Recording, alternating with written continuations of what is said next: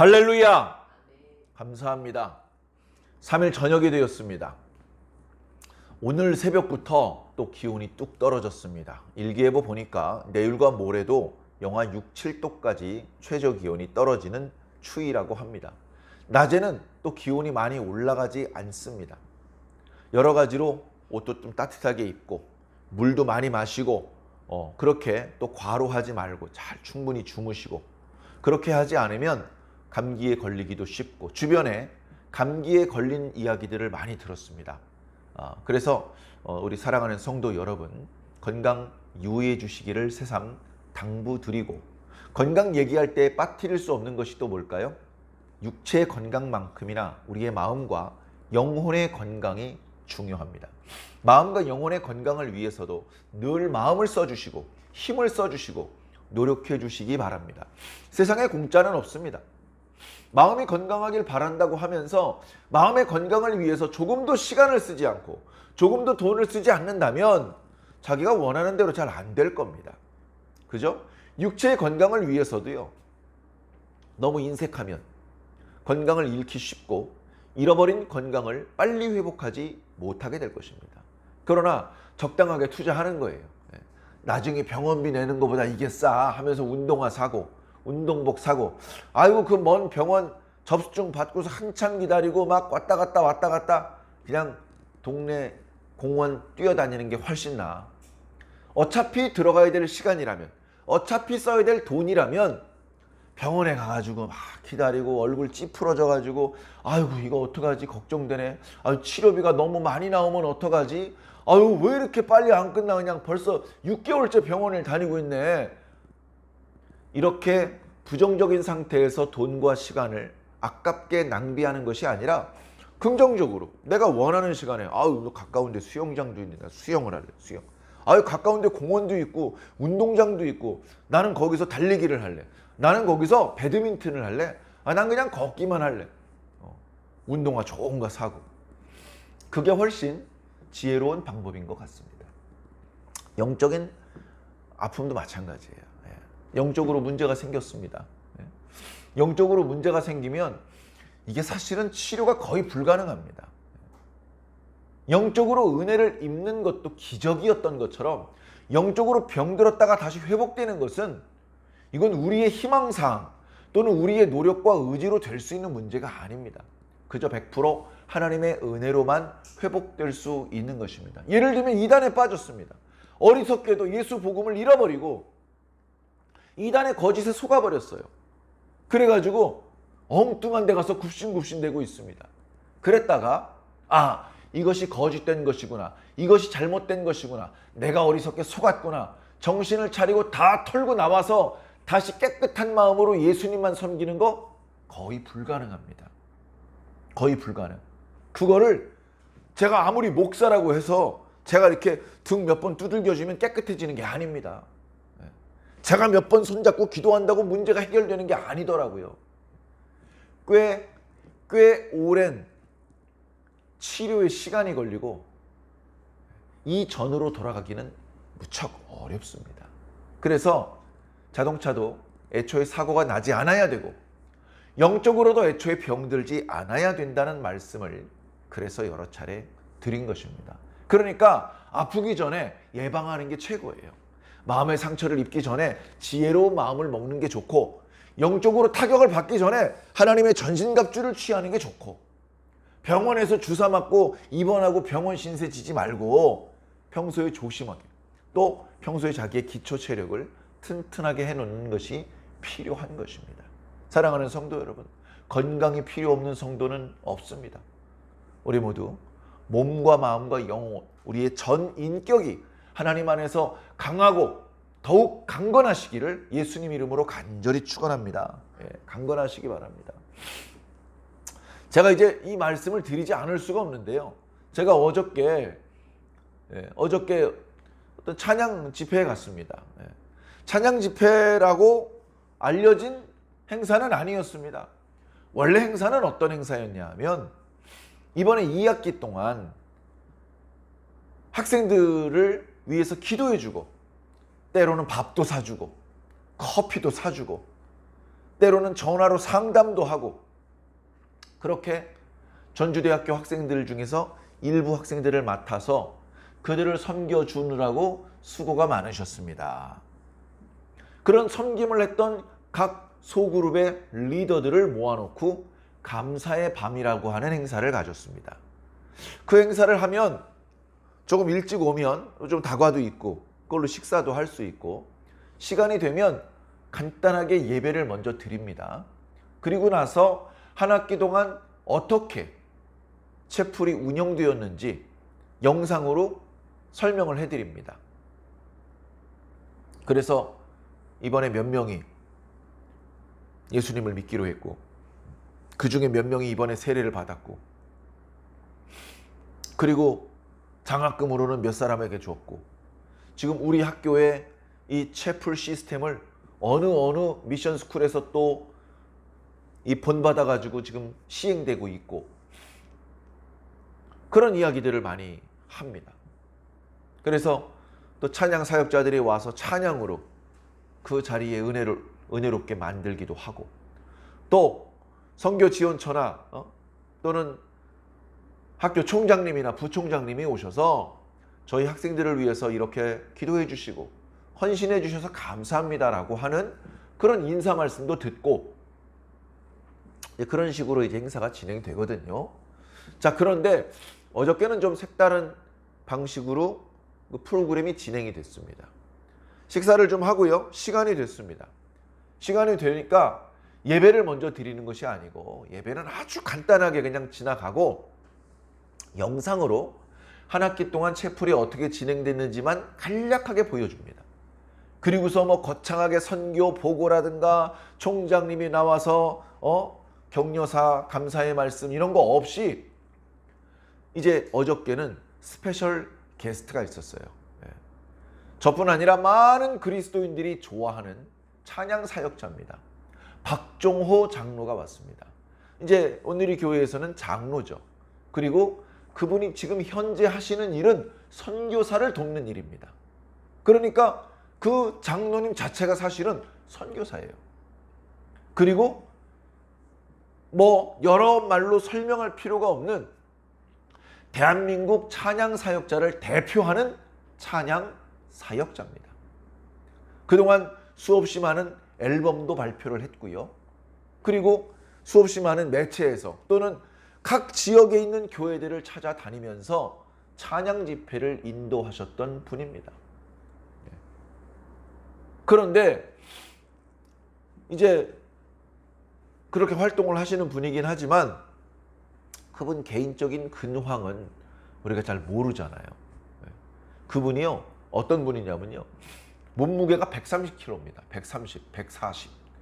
허리가 52인치. 목이 없어요. 얼굴이 뚱글뚱글해가지고 이 뚱글뚱글한 몸뚱이에 탁 붙어 있습니다. 좀 속된 말로 돼지예요, 돼지. 그런데 키도 별로 크지 않으면서 그렇게 돼지인데 마이크만 잡아서 노래만 부르면 천상의 소리가 나오는 거예요. 정말 신기할 정도로. 많은 사람이 잘 모르고 있는데요. 서울 음대에서 성악으로 수석으로 졸업을 합니다. 참 어려운 일이에요. 그 졸업하고서 이태리로 유학 가기로 다 예정이 되어 있는 그런 학생이었어요. 참 놀라운 재능을, 천부적인 재능을 가지고 태어난 그런 분이었습니다. 자, 그런데 어저께 그분의 모습은요, 제가 그분인지 처음엔 알아볼 수가 없었어요. 내가 그 얼굴을 아는데, 얼굴은 둘째 치고 몸매를 알잖아요, 우리가. 그분 몸매를 내가 아는데 잘 모르겠는 분이 무대로 올라오는 거예요. 근데 보니까 그분이 그분이야. 몸이 홀쭉해졌어요. 머리는 흰머리가 많이 났고요. 살이 쭉 빠졌어. 목이 나왔어. 그래, 하시는 말씀을 들어보니 가한한 판정을 받아서 이제 더 살기 어려운 지경에 떨어지셨습니다. 간이 있는데요. 그게 이렇게 쪼그라들어요. 간 경화가 오면서. 그런데 그 속에 암이 꽉 찼어요. 암이 조그마면 일정 부분을 이렇게 절제해내는, 어렵긴 하지만 수술을 받으면 되는데 그냥 건질 데가 없는 거예요. 간을 딱 자르면 죽는 거예요, 사람은. 그래가지고 이제 저희는 그분이 입원을 했는지 어떤 고통스러운 과정을 지나왔는지 뭐 잘 모르는데 그런 과정을 거쳤더라고요. 그런데 이제 그 회생이 불가능해 보이는 그 상황에서 죽지 않고 건강하게 다시 살아나서 다시 전국을 누비면서 찬양을 하고 또 선교 현장에서 고생하는 선교사들을 후원하는 그런 일을 지금 열심히 하고 계십니다. 기적이잖아요. 어떻게 살아났냐 하면 살아있는 건강한 사람의 간의 일부를 절제를 해서 이식 수술을 받는 거예요. 근데 몸무게가 많다 보니까 한 사람의 간을 절제해 가지고는 이게 안 돼. 그 두 사람의 간을 절제를 해 가지고 이식을 하는 거예요. 얼마나 어려운 수술이며 얼마나 위험한 수술입니까?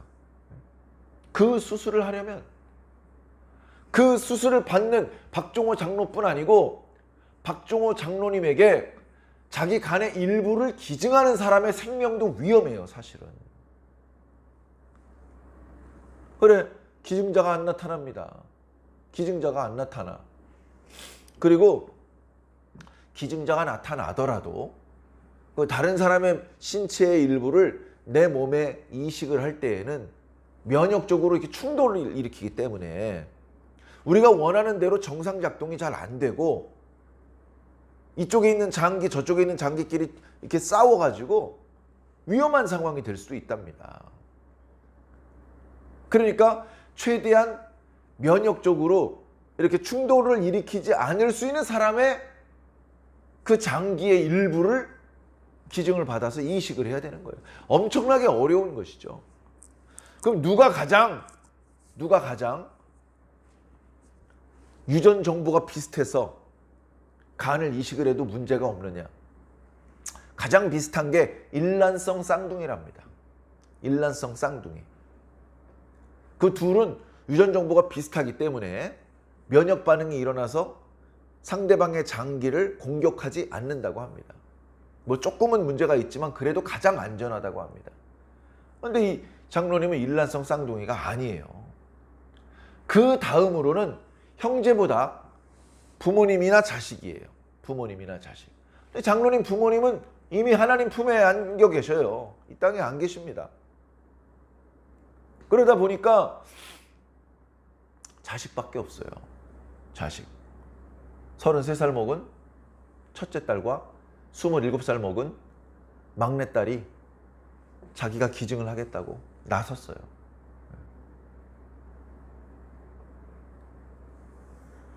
그래가지고 27살 먹은 딸이 자기보다 먼저 수술대에 올라갑니다.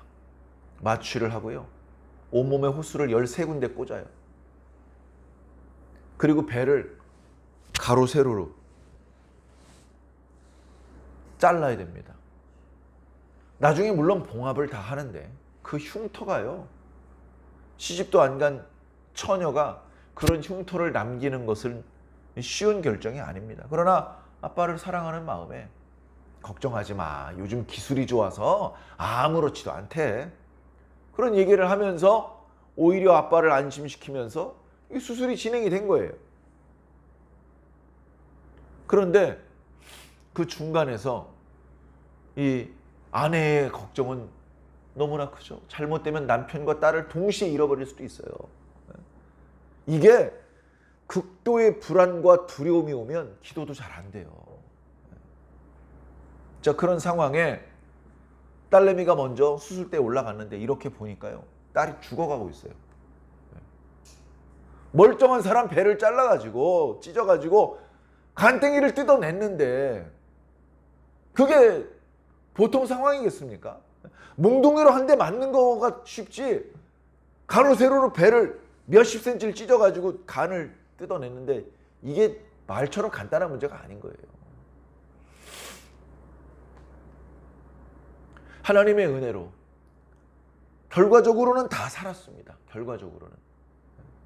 결과적으로는 다 살았어요. 그래가지고 박종호 장로님이 살아났습니다. 살아났는데 아직도 회복 중인 딸을 보니까 살아있는 사람이 아닌 거예요.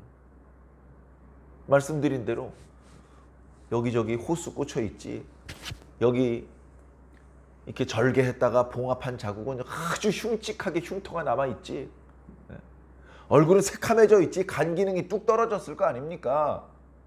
거기다가 이로 말로 할 수 없는 고통에 신음을 하고 있는 거예요. 소리를 지를 힘도 없어. 그래, 되면 안 되니까 항생제 투약하고 진통제 투약하고, 그런데도 회복이 하는데 시간이 많이 걸리는 거예요.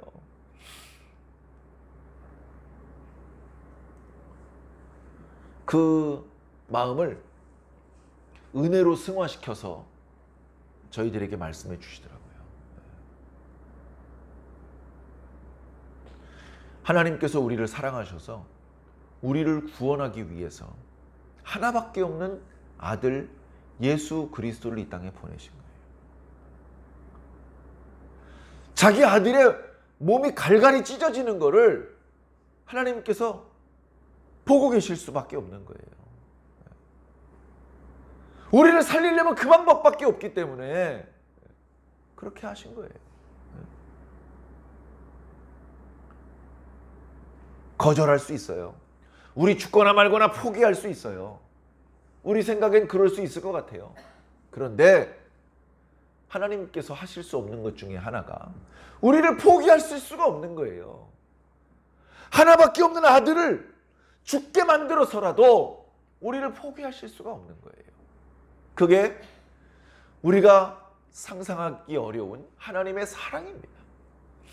바로 그 사랑이 박종호 장로를 살렸고 오늘 저와 여러분들을 살린 겁니다. 살린 겁니다. 정말로 맥박이 뚝 끊어져 있다 뚝딱뚝딱뚝딱 맥박이 뛰는 그런 것만 죽었다 살아난 것이 아니고, 하나님이 자기 아버지인 줄도 모르고 막 욕하면서 살다가 아이고 하나님 아버지라고 부를 수 있게 된 것은 다시 살아난 거예요. 우리가 이렇게 하나님의 사랑으로 예수님의 죽음으로 살아난 겁니다. 이 은혜가 얼마나 큽니까? 이 은혜가. 교회에서 지내는 이런저런 절기가 있습니다. 가장 큰 절기 부활절이에요. 근데 부활절 절기 앞에는 사순절이 있고, 사순절 중 마지막 일주일을 고난주간이라고 합니다. 고난주간. 부활은 기쁜 소식이죠. 승리의 소식입니다. 그런데 예수님께서는 우리를 부활하시는 날 구원하신 것이 아니고 십자가에 달려 죽으시는 날 우리를 구원하셨습니다. 그 은혜를 우리가 잘 헤아려야 될 줄로 믿습니다. 며칠 후면 성탄절입니다. 이제 일주일밖에 남지 않았습니다. 예수님께서 오신 것을 기념하는 절기죠. 왜 오셨다고요? 죽으려고 오셨단 말입니다. 죽으려고. 기적을 행하시고 말씀을 선포하시고 병자를 고치시려고 오신 게 아니고 죽으려고 오신 거예요. 처음부터 죽기 위해 오신 겁니다. 그러니 예수님께서 오신 것도 사랑, 죽으신 것도 사랑, 다시 가신 것도 사랑이고, 가셨던 예수님이 끝났나요? 다시 오십니다. 왜 다시 오실까요? 사랑하기 때문에. 사랑하시기 때문에 예수님 반드시 다시 오실 수밖에 없어요. 우리를 너무너무 보고 싶어 하시기 때문에. 우리도 예수님 사랑하죠? 예수님께서 우리를 사랑하는 마음에 비하면 우리의 사랑은 너무나 작아. 우리 예수님을 위해서 뭘 희생할 수 있어요? 목숨은 고사하고. 우리 예수님 위해서 희생 거의 못하잖아요. 예수님께서 우리를 위해서 돈을 아끼셨습니까? 시간을 아끼셨습니까? 목숨도 아낌없이 주셨어요. 목숨도. 우리를 위해서 아무것도 아끼신 게 없어요. 근데 우리는 아까운 게 너무 많죠. 헌금 드릴 때, 5만 원짜리가 지갑에서 나와 1만 원짜리로 바꿔서 내고. 교회에서 모임이 있는데, 예배가 있는데 바빠요. 바빠. 늦게 왔다 일찍 가고. 도대체 어디에 우리를 위해서 죽으신 예수님을 위해 사용하는 시간보다 귀중한 시간이 어디 있어요? 그런데 바쁘대요. 바쁘대. 심지어 예배 시간에도 핸드폰을 계속 들여다보고, 얼마나 바쁘고 피곤한지 예배 시간에 자고. 예를 들면 우리는 주님의 사랑 앞에 너무나 부끄러움을 느낍니다. 나도 주님을 사랑하기는 하는데 안 사랑하는 건 아닌데, 주님께서 나를 사랑하신 거에 비하면 나는 너무 부끄럽다. 부끄러운 마음이 드시면 그 사람은 그나마 살아있는 사람입니다. 주님 앞에 죄송스러운 마음이 들면 희망이 있습니다. 주님을 향한 우리의 사랑이 더 크고 더 뜨겁고 더 간절한 사랑이 될 수 있도록 여러분들의 그 사랑의 마음을 잘 길러내시기 바랍니다. 저절로 아무것도 안 하는데 사랑의 마음이 커지지 않아요. 길러내야 됩니다. 이 사랑은 말씀 먹고 자라거든요. 이 사랑은 찬송 먹고 자라고 기도 먹고 자랍니다. 찬송 부르고 말씀 듣고 말씀 읽고 기도할 때에 예수님을 향한 우리들의 사랑이 점점 더 커지는 겁니다. 사랑하는 성도 여러분, 주님을 진심으로 사랑하는 그런 저와 여러분들이 꼭 되기를 예수님 이름으로 한 번 더 축원합니다. 감사합니다. 오늘 또 사무엘하 말씀, 다윗이 이제 위험한 상황을 벗어나는 이야기입니다. 자, 근데 이게 참 힘든 거예요. 다윗을 위험하게 만든 사람이 자기 친아들이에요. 어떤 친아들이냐? 너무너무 사랑하는 아들이에요. 막 사랑하면 막 끌어안고 뽀뽀하고 그럴 것 같죠? 다 커서 그런 것도 있지만 다윗은 압살롬하고 사이에 약간의 상처가 있어요. 상처가 있어. 그게 아직 해결이 안 된 상태야.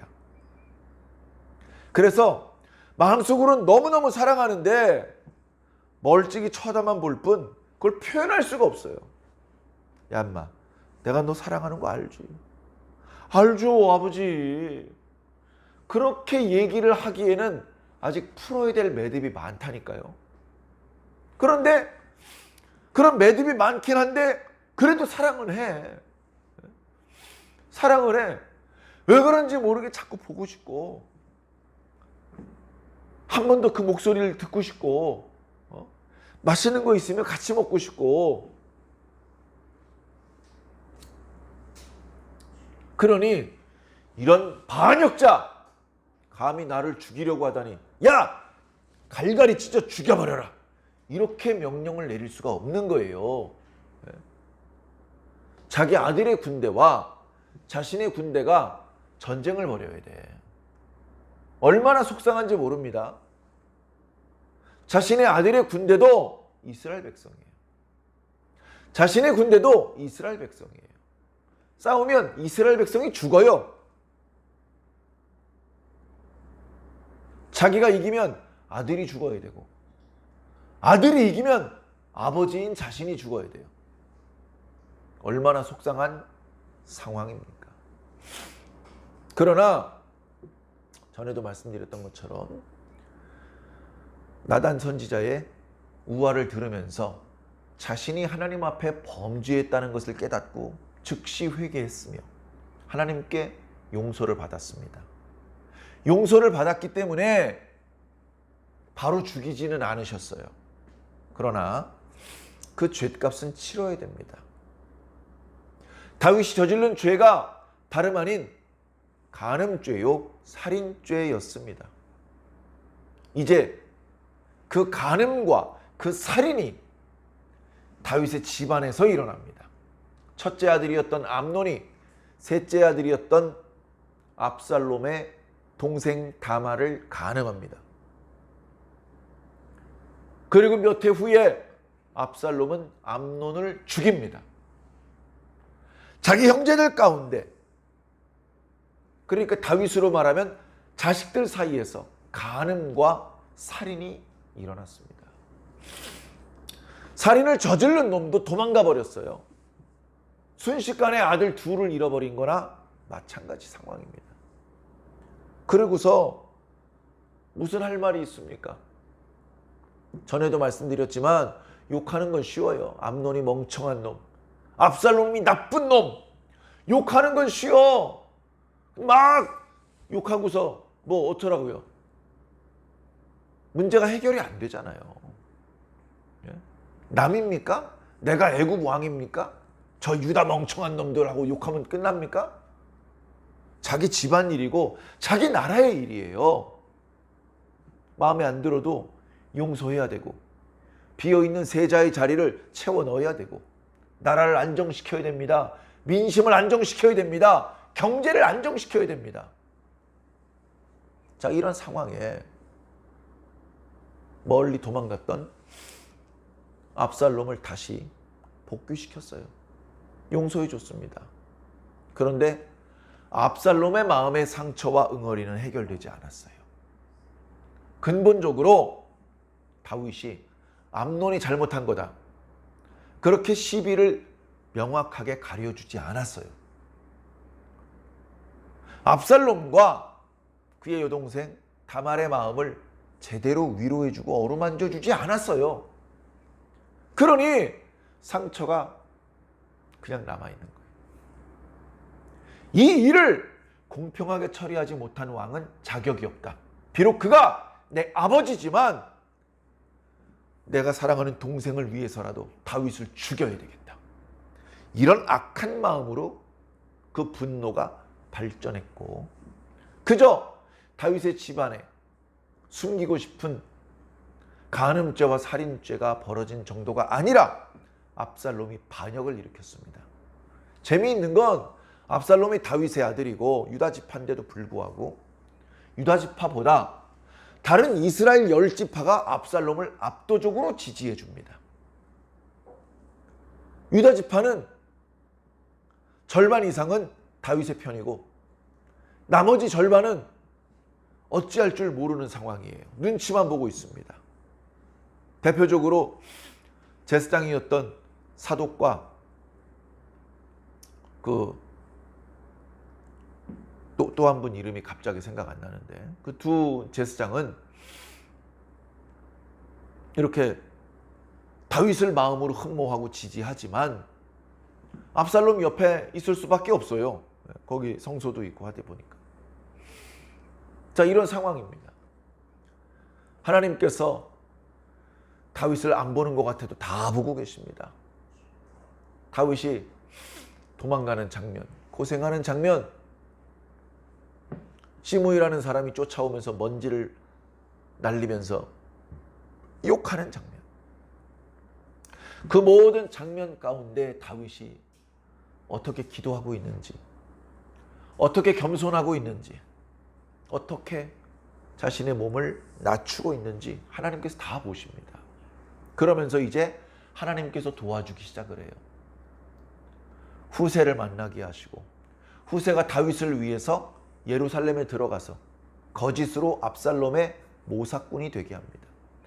압살롬에게는 이미 당대 최고의 모사꾼이 있었습니다만 하나님께서 다윗을 도와주려다 보니까 그 당대 최고의 모사꾼 아히도벨의 모사가 거절되고 후세의 모사대로 압살롬이 움직이기 시작을 했습니다. 사실은 그 아히도벨의 그 모략대로 소수 정예병을 꾸려서 다윗이 지금 피곤에 지쳐 있을 때, 멀리 도망가지 못했을 때 기습을 해가지고 다윗만 죽이면 끝나는 거예요. 반역은 100% 성공하는 겁니다. 그런데 후세는 말했죠. 다윗이 지금 백전노장인데 그런 소수 특공대 전략으로 이렇게 다윗을 쓰러뜨릴 수 있을 것 같습니까? 다윗이 어떤 사람인데 그 다윗 곁에 있는 사람이 지금 얼마나 용맹한 사람이 지금 다윗을 따라간지 아십니까? 그 방법은 실패할 뿐 아니라 이 방법이 실패하면 이제 많은 백성들의 마음은 다시 다윗에게 넘어가 버립니다. 그러니 그렇게 하지 마시고 전국으로 연락을 해서 거대한 대군을 모으십시오.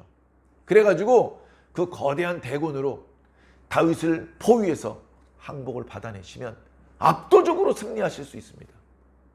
그런데 그렇게 하면 좋을 것 같지만 다윗이 위기에서 벗어나고 다시 압살롬과 일전을 벌일 수 있는 준비를 할 수 있는 시간을 주게 돼요. 근데 이제 압살롬과 그 곁에 있는 신하들은 이야, 후세의 생각이 정말 지혜롭네. 이렇게 후세의 모략을 따라가게 만들었어요. 누가? 하나님께서. 왜? 다윗을 사랑하시니까.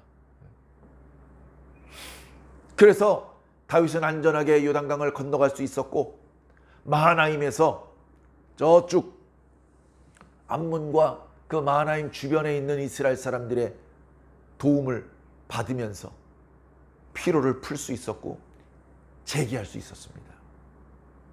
그리고서 이제 오늘 말씀에 드디어 다윗의 군대와 압살롬의 군대가 제대로 격돌하는 상황이 벌어지게 된 것입니다.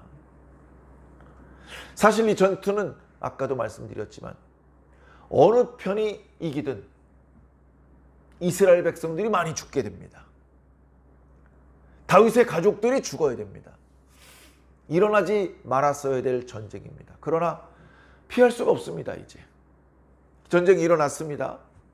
다윗 편에서 자신을 지지하는 사람들, 자신과 함께 예루살렘에서 도망쳐 나온 사람들, 다윗이 마하나임에 있다는 말을 듣고 다윗을 돕기 위해 모여든 사람들 많지는 않았어요.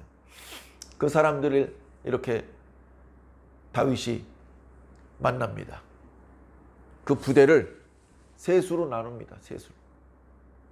요압과 아비새 그리고 이때에게 각각의 세 부대 중 한 부대씩의 부대장이 되게 만듭니다. 나를 위해서 싸워달라. 나도 너희와 함께 싸우겠다. 그랬더니 왕은 나오시면 안 됩니다. 이게 지혜로운 거예요. 다윗이 나가 싸우고 싶죠. 자기 때문에 일어난 전쟁인데 자기가 직접 싸우고 싶죠. 자기 때문에 괜히 애꿎은 백성들이 죽는 걸 원하겠습니까? 미안해서라도 같이 나가고 싶을 겁니다. 그런데 충성스러운 백성들은 나오지 말라고 합니다. 반면 압살롬은 자기가 직접 나가요. 전장에서 죽임을 당했다가는 그냥 반역은 다 실패해버리고 마는 건데 똑똑한 사람 같았으면 뒤에서 병력을 보충해주고 먹을 것을 공급해주고 이런 방법으로 도와주지 현장에 나가서 싸우지 않습니다. 그러나 후세가 압살롬 왕께서 직접 진두지휘를 하셔야 백성들이 사기가 충천해서 손쉽게 다윗을 이길 거라는 말에 현장에 직접 나가는 거예요. 이 압살롬은요, 키가 크고 용모가 아름다운 사람이었습니다.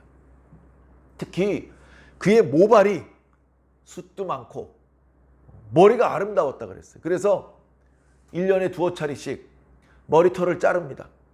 머리가 잘 자라니까. 그래, 머리털을 자르고 나면 뭉탱이가 뚝 떨어져요. 야, 얼마나 많이 잘랐나 무게 좀 달아봐라. 야, 되게 무겁다. 그럴 정도로 머리가 무성했습니다. 무성했어요. 그 아름다운 머리가 압살롬을 죽게 만든 겁니다. 자, 후세의 말과 달리 압살롬의 군대 이스라엘과 다윗의 군대 유다가 격돌을 했더니 유다가 이깁니다. 병력의 숫자만 가지고 보면 유다가 훨씬 적어요. 그런데 지형지물을 잘 이용하고 경험이 많은 지휘관들이 지휘를 해서 그런지 상대편 오합지졸 이스라엘의 백성들이 2만 명이나 죽었다라고 말하고 있습니다. 자, 그런 와중에 야야 동요될 것 없어. 힘을 내서 몰아붙여. 우리가 숫자는 많아 하면서 계속해서 이스라엘이 다윗 쪽을 공격하고 있는데 압살롬이 이스라엘 유다의 군사들과 만난 거예요. 아버지의 군대와. 그 도망갑니다. 이렇게 보니까 자기를 지킬 만한 병사가 없어 도망하는데 다행인 건 상대편 유다의 백성들은 뛰어오고 있고 자기 노새를 타고 있어요. 노새. 그래도 노새가 빠르지. 그래가지고 노새를 타면서 이랴 도망가고 있는데 무성한 상수리나무 가지에 머리카락이 껴버립니다. 머리카락이 껴버려요. 머리카락이 얼마나 무성하고 질긴지 머리카락이 껴가지고 움직여지지가 않는 거예요. 이거 뭐야 하는 사이에 고삐는 놓쳤고 노새는 자기 주인이 나무에 대롱대롱 매달려 있는데 그것도 모르고 쉥 하고 뛰어가 버립니다. 그러니까 어떻게 되죠? 그냥 허공에 발도 땅에 닿지 않고 왜? 노새를 타고 있었으니까. 머리카락이 나무에 꼈는데 제대로 꼈어요. 아무리 해도 안 빠져. 그 모습을 어떤 유다의 병사가 보고 자기 군 지휘관인 요압에게 가서 말합니다. 요압 장군이시여, 제가 저쪽에서 압살롬이 그 머리카락이 상수리나무에 끼어가지고 대롱대롱 매달려 있는 걸 봤습니다. 그러니까 이제 전쟁은 끝났다. 저 압살롬만 잘 결박을 해서 생포를 해가지고 다윗 왕 앞에 가면 상도 받을 수 있고 전쟁도 끝나고 기쁜 마음에 자기 군대 장관한테 보고를 한 겁니다. 그랬더니 요압이 뜻밖의 말을 하는 거예요. 야 임마, 봤으면 얼른 찔러 죽였어야지. 나한테 왜 보고를 해? 죽이고 나서 보고를 했어야지. 네가 보자마자 죽였으면 내가 너에게 은 10개를 줄 뻔했다. 상으로. 그랬더니 이 병사가 아니 장군 그 무슨 말씀이십니까? 우리가 오늘 아침에 출전을 할 때 다윗 왕께서 군대 장관에게 젊은 압살롬은 좀 불쌍히 여겨라. 죽이지 말고 생포하란 말이잖아요.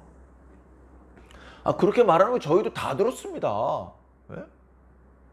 아니 제가 죽였으면 제가 다윗 왕에게 살아남겠습니까? 아마 제가 죽였으면 장군께서도 저를 잡아 죽이려고 그러셨을걸요? 저는요 은을 1000개, 10,000개를 준다 그래도요 왕의 아들의 목숨은 건드리지 않을 겁니다. 그랬더니 요압이 말합니다. 야 저리 비켜. 나 너랑 저 시간 뺏길 필요 없어. 해가지고 뛰어갔더니 아직도 매달려 있습니다. 제대로 꼈어요. 이게 어떻게 안 빠집니다. 그래가지고 반격도 할 수 없는 압살롬을 그냥 심장을 찔러버립니다. 그리고 요압과 함께 있는 요압의 병기를 들고 있는 사람들이 다 달려들어서 아주 잔인하게 죽여버립니다. 잔인하게 죽여요. 그리고서 칼로 그 머리카락을 잘라가지고 시신을 땅에 떨어뜨린 다음에 구덩이에다 집어 던집니다. 그리고서 이 보기 흉한 압살롬의 시신을 다윗 왕이 보면 또 미쳐버리니까 돌멩이를 던지게 합니다. 그래가지고 그 주변의 병사들이 돌멩이를 던졌더니 큰 돌무더기가 됐어요. 나팔을 붑니다. 야, 우리 유다 군대는 더 이상 도망가는 이스라엘 병사들을 추격하지 마라. 야, 그저 동족들끼리 이제 죽일 필요 없어. 다 끝났어. 나팔을 붑니다. 이스라엘 사람들은 싹 다 도망가고 유다 사람들도 더 이상 추격하지 않습니다. 전쟁이 끝납니다. 제사장 사독의 아들 아히마아스가 요압에게 얘기합니다. 전쟁이 승리했으니 얼마나 기쁩니까? 이 사실을 왕에게 제가 빨리 가서 전달하도록 하겠습니다. 그랬더니 웬일인지 못 가게 합니다. 안 돼, 가지 마. 절대 가지 마. 그래 놓고서 옆에 있는 구스 사람에게. 구스 사람이라는 말은 그 사람이 원래 이제 저 애굽보다도 남쪽 먼 구스 지방에 살던 사람이라는 뜻이 아니고 피부색이 검은 사람을 구스 사람이라고 보통 불렀어요. 피부색이 새카만 사람. 이스라엘 민족은 아니죠. 그러나 어찌 이제 다윗의 군대에 같이 싸우게 되는 뭐 그런 사람이 있는 것입니다. 그래서 야, 네가 다윗 함께 가가지고 여기서 있었던 일을 보고 드리도록 해라. 그랬더니 구스 사람이 고맙습니다. 지금 이제 이 구스 사람만 해도 이스라엘 말은 할 수 있지만 다윗이 얼마나 압살롬을 사랑하는지 뭐 이런 건 모르는 거예요. 시키니까 하는 겁니다. 이 좋은 소식을 전달하면 뭐 금덩어리라도 한 덩어리 받을지 몰라. 승리했으니까 보너스로. 그런 생각만 하고 구스 사람이 뛰어갑니다. 옆에서 아히마아스가 난리 난 거. 저도 가서 보고 드리게 해주세요. 저 사람 뒤따라가서 보고할 수 있도록 해주세요. 요압이 말합니다. 자기가 압살롬을 죽이긴 했지만 아까 그 이름이 알려져 있지 않은 병사의 말이 맞거든요. 다윗 왕이 압살롬을 사랑하는데 분명히 좀 너그럽게 대해달라고까지도 말씀하셨는데 죽으면 얼마나 다윗 왕이 슬퍼하겠는가. 이 일로는 다윗 왕의 칭찬을 받지 못해. 오히려 명령 불복종이 되는 거죠. 그렇게 되니까 야, 가지마. 안 가는 게 너한테 좋아. 자꾸 가겠대. 자꾸 가겠대. 왜 자꾸 가려고 그래? 이 일로는 상 못 받는다니까. 그래도 가겠대. 알았어, 가. 해가지고 아히마아스가 뛰기 시작하는데 원래 다름질을 잘했는지 구스 사람을 앞질러서 먼저 다윗 왕에게 갑니다. 다윗 왕이 있는 성읍에서는 다윗 왕이 성문에서 기다리고 있습니다. 그리고 거기 이제 성루의 2층에는 누가 오는 적이 오는지 아군이 오는지 뭐가 보이는 대로 다윗 왕에게 소식을 전해주는 거죠. 그래 보니까 한 사람이 달려오고 있습니다. 그래? 한 사람이라면 소식을 가져오는 것이다. 그 뒤에 또 한 사람이 뛰어오고 있습니다. 그도 소식을 가져오는 것일 것이다. 왕이시여, 앞에 뛰어오는 사람은 사독의 아들 아히마아스 같은데요. 그래? 그거 잘 됐구나. 그는 좋은 사람이니 좋은 소식을 가져오는 걸 거다. 그러더니 이제 아히마아스가 들어옵니다. 아히마아스가 또 눈치가 있어. 바보같이 압살롬을 죽였어요. 압살롬이요? 아주 잔인하게 죽였습니다. 잘했죠? 이렇게 어리석게 말하지는 않았어요. 그저 이 전쟁이 승리로 돌아갔다는 기쁜 소식을 말합니다. 다윗은 전쟁에 승리된 소식도 기다리고 있었지만 자기 아들 압살롬, 어떻게 보면 반역의 수괴예요. 가장 극형에 처하게 될 그 아들이 어떻게 됐는지 물어봅니다. 그랬더니 지혜롭게 제가 거기까지는 잘 모르겠습니다. 요압 장군이 보내서 왔는데 거기는 어떻게 됐는지까지는 제가 잘 모르겠습니다. 알았다. 수고 많았다. 조금만 물러서 있도록 해라. 저기 보니까 또 한 사람 오고 있다. 그래서 이제 구스 사람이 들어옵니다. 왕이시여, 감축들이 옵니다. 전쟁에서 승리했습니다. 그래, 압살롬은 어떻게 됐느냐. 구스 사람이 돌려서 얘기를 해. 돌려서 뭐라고 얘기를 하냐면 왕의 원수는 다 오늘 압살롬처럼 되기를 원하나이다. 죽었다는 얘기잖아요.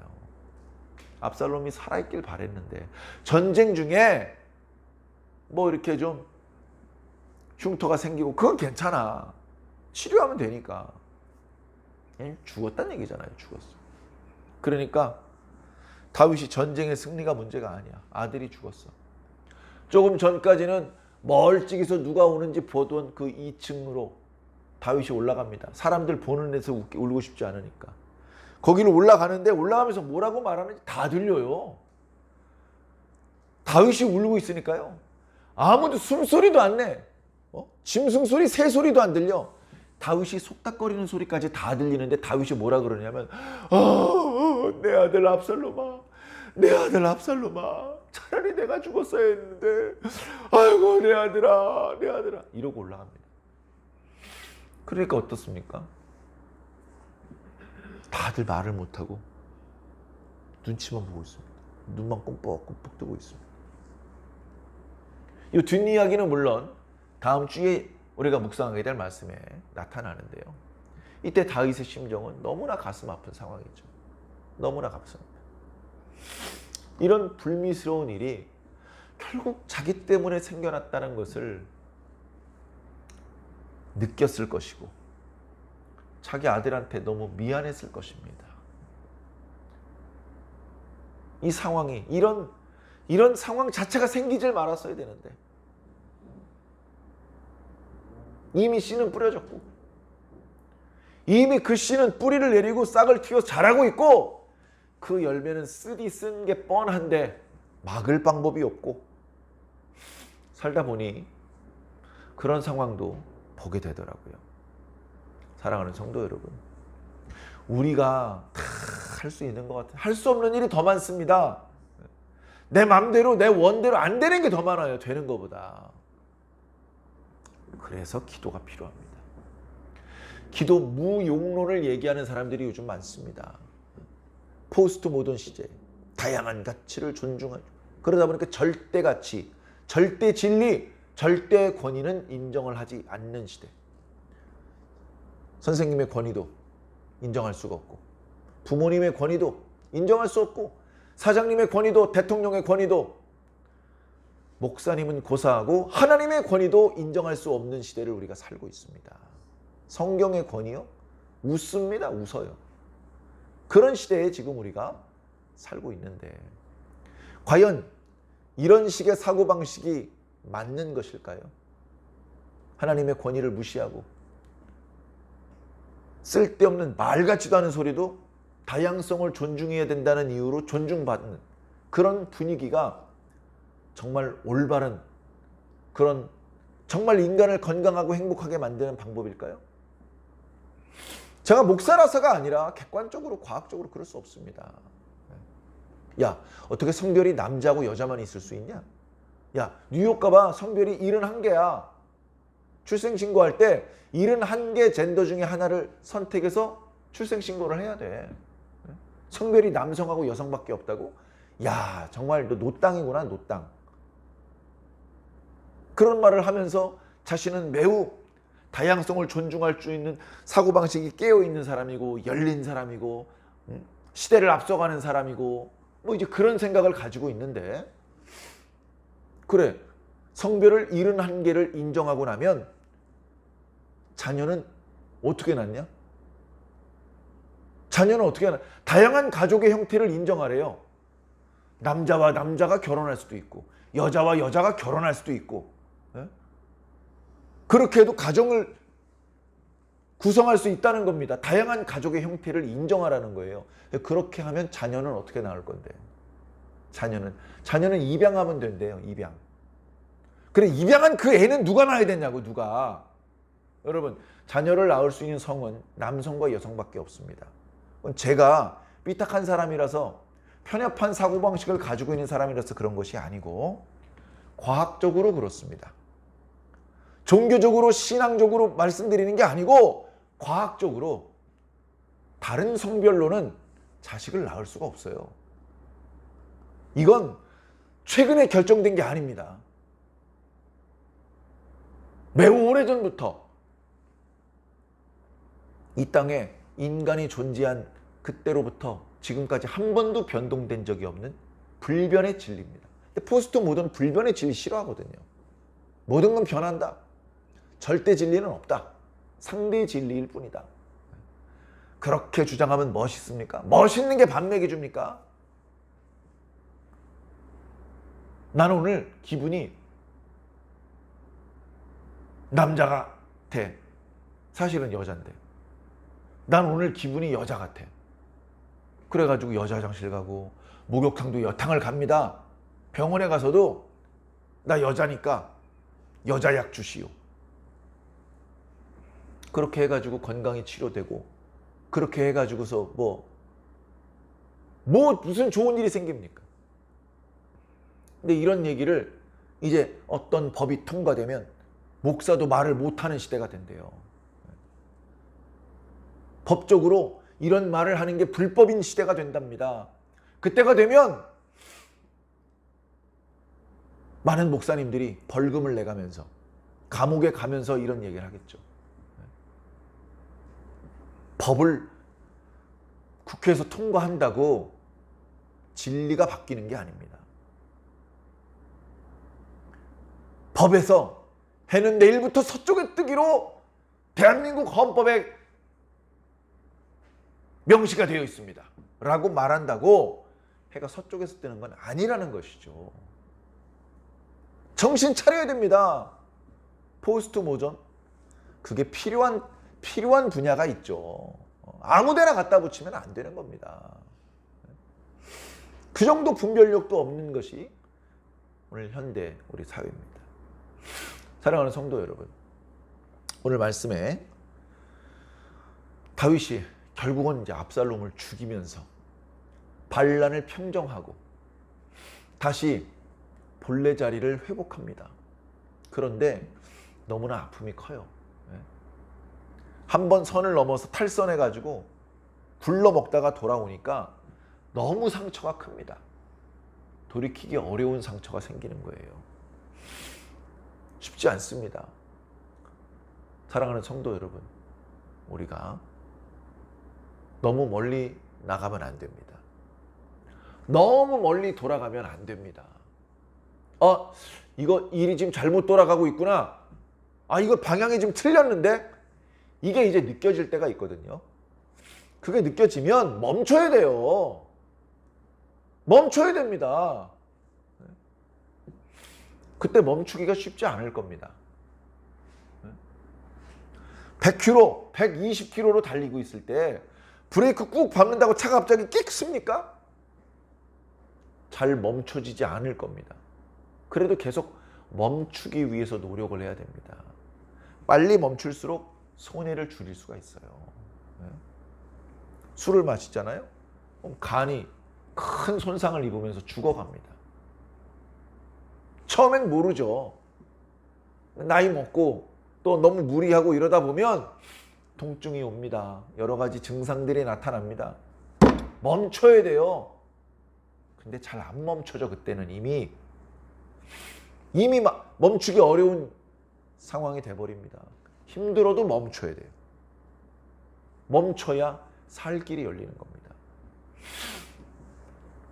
사랑하는 성도 여러분, 하나님께서 지금도 우리를 사랑하고 계시기 때문에, 하나님께서 우리를 위해 아무것도 아끼는 것이 없기 때문에, 하나님께서 우리를 포기하지 않으시기 때문에 지금도 뭔가 계속 말씀해주고 계시고 계속 우리를 향해서 영들을 보내고 계십니다. 가만히 계실 수가 없는 거예요. 우리 사랑하시기 때문에. 그러면 하나님께서 보내시는 손길을 붙잡아야죠. 하나님께서 손을 내미시면 맞잡아야 될 거 아닙니까? 맞잡아야지.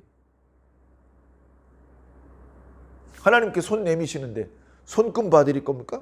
손금? 네? 손을 잡으라고 내미신 거면 잡아드려야죠. 우리 들으라고 말씀을 주셨으면 들어야죠. 우리 이쪽으로 오라고 부르시면 와야죠. 그게 안 되면 하나님하고는 상관이 없는, 하나님 나라하고는 상관이 없는 사람으로 끝나지 않겠습니까? 애초에 저 멀찍이서부터 하나님 욕하고 지옥에 가려고 작심한 사람은 그렇다 치고 교회 안에까지 들어왔다가 도로 나가는 사람은 얼마나 아쉽습니까? 그런 안타깝고 아쉬운 상황이 되지 않도록 지금도 내미시는 주님의 손을 뿌리치지 마시고 맞잡으시기 바랍니다. 지금도 선포되는 주의 말씀을 흘려보내지 말고 귀담아 들으시기 바랍니다. 하나님의 뜻이 무엇인지 바르게 깨닫고 그대로 실천해서 답답해하시는 하나님의 마음을 시원하게 해드릴 수 있는 저와 여러분들이 꼭 되기를 예수님 이름으로 간절히 축원합니다.